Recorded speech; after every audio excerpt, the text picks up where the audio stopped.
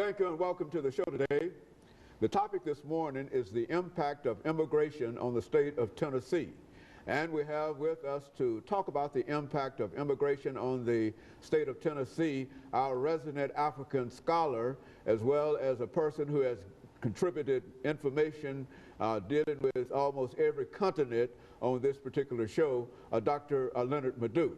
And Dr. LMadu1, let me welcome you again to this show. And I think, as we've said on many occasions, we don't have to introduce you to our audience because they know you, primarily because of all of the excellent information that you've given us dealing with the third world, Africa, and some of the other ideas. And today I'm delighted to know that since immigration is such a real question in the nation today, that we can deal with the impact of immigration on the state of Tennessee. Let's start off by having you to make some statements in reference to that, Dr. LMadu1. Well, when people think of where immigrants, will go to in the United States, they don't normally think of Tennessee, or some of the southern states. They think of New York, California, Texas, those kind of places, Pennsylvania, Massachusetts, But Tennessee has a significant number of immigrants, due to the central position of the state, also the cosmopolitanness of Nashville, because predominantly most of them are in Metro Nashville. Now in the whole state of Tennessee, you have about 306,000 immigrants. 306,000? Yes, immigrants in the whole state of Tennessee. Out of these 306,000, 106 are citizens. Then the rest, green cards and all that. The largest number of immigrants are Latino immigrants. And when I say Latino, we include people from Argentina, Bolivia, Peru, not just Hispanics, but Latinos. People from Ecuador, Honduras, you name it, they are Latinos. So they have about 47% of the immigrants, or about 146,000.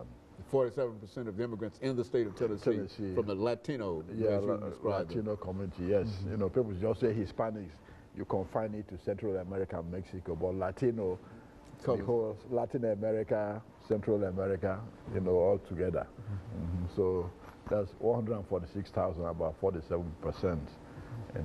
The African community, about 27,000, or 8% of the immigrant population. Then the Asians have about 82%, 82,000, or 27%. And when you say the Asians, I mean Indians, Pakistanis, Indonesians, they're all Chinese, all together. They're 27%, of the state of Tennessee. Now, the single most contributing country, is Mexico.